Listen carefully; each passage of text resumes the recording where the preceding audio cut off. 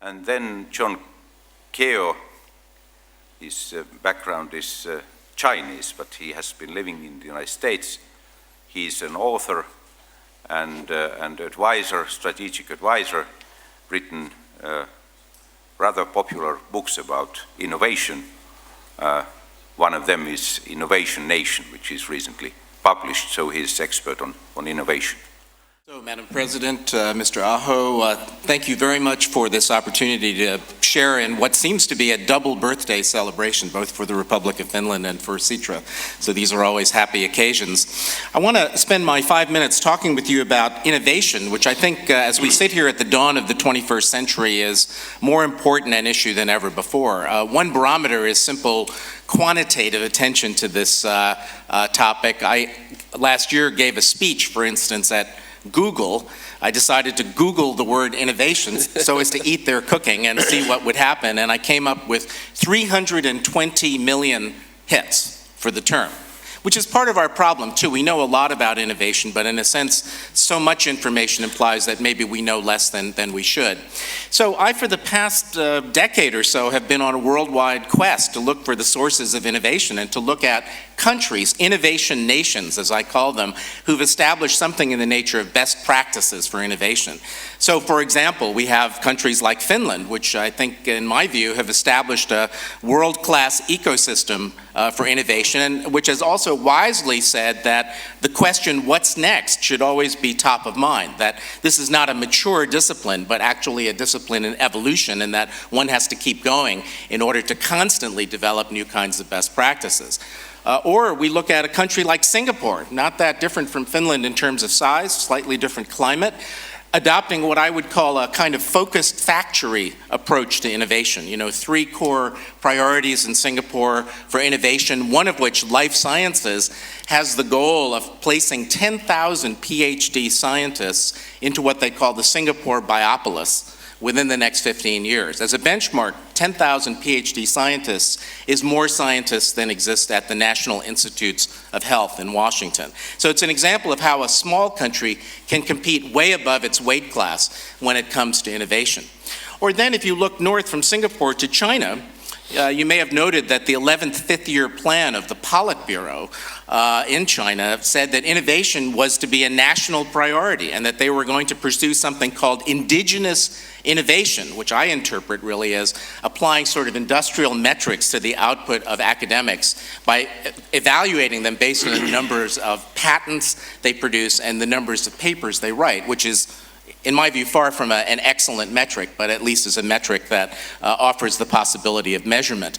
But the astonishing thing about China, too, is the explosion of entrepreneurial creativity. We were speaking at lunch about the Chinese car industry. My anecdotal impression is that there are over 100 new car companies in China with a business model from everything from hydrogen cells to, you know, extremely low-cost car to various versions of hybrid technology. So China is employing what you might call a brute force strategy, in the belief that if you have a lot of quantity, i.e. a lot of PhDs or a lot of new companies, eventually you'll get to quality, eventually you'll get to something world-changing. And I think the situation in China, just as it is in other parts of the world, is very fluid, very dynamic. One should not take a snapshot of China and say, oh, you know, sort of lower in the value chain, less accomplished PhDs, because this is all changing very rapidly, as it is in many countries, as innovation becomes an organizing principle for countries, and as many countries now are beginning to race to the innovation high ground. Which leads to the question of what's going on in the United States. I like to call this moment for America a kind of a silent Sputnik moment, because the irony is that today I think America does have a tremendous innovation challenge, even though it's not suffering the kind of pain or trauma which a Sputnik event would cause to galvanize the country into action. Typically, you'd look at innovation in a country as coming from 3 different kinds of capital: human capital, intellectual capital in the form of ideas, and financial capital. And for reasons that would require a lengthier explanation, I think the U.S. right now is suffering in all of those areas. You know, you look at the public education system. There was recently a study published by Johns Hopkins which termed 10% of American public schools, K through 12, kindergarten through 12th grade schools, as dropout factories, where something like 40% plus of the students fail to complete high school. Then, for a variety of reasons, we're seeing shifts in the historic waves of immigration of people who want to buy into the American dream, not only go to a great American university for a PhD, but then settle down in America, buy the house, buy the car, buy into the American dream, as the standard of living worldwide improves and as it becomes a rational decision, if you're from Bangalore or Shanghai, to come to America, get that degree, and then go home. And in fact, American universities, who for financial and other reasons are now globalizing at a ferocious rate, are now making it easy. MIT just announced that it was opening a campus in Singapore.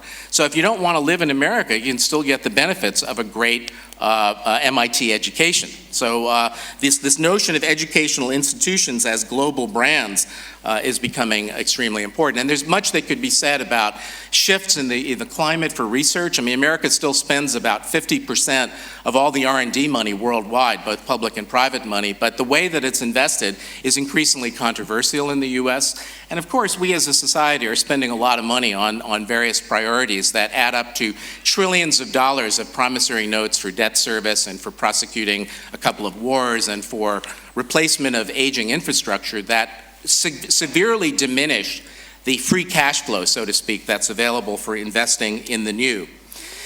So I think that's the picture that I see in the world. A lot of countries racing for the high ground. You know, America's showing some erosion in its innovation engine. As a matter of fact, you've heard, no doubt, a lot of calls for an education president or an energy president in the US, but I think the discussion is increasingly turning to this notion of an innovation president, because the idea somehow of being able to master the processes for dealing with the kind of wicked problems that afflict society requires innovation. And innovation, as you know, whether it's in the public sector or the private sector, begins at the top. If you have a CEO or a president who understands innovation, you'll have the top down as well as the bottom up. If there is a neglect of that issue at the level of leadership, you'll have a stewardship process that is fundamentally incomplete, and that obviously would be a big dilemma. So looking ahead, however, I think we have to challenge ourselves, all of us, in Finland and worldwide, in terms of making our concepts of innovation more sophisticated at the same time as we are seeking for the fruits of innovation. I think that we almost need some kind of a new vocabulary and a new set of concepts. One of the most important questions I think there is the following.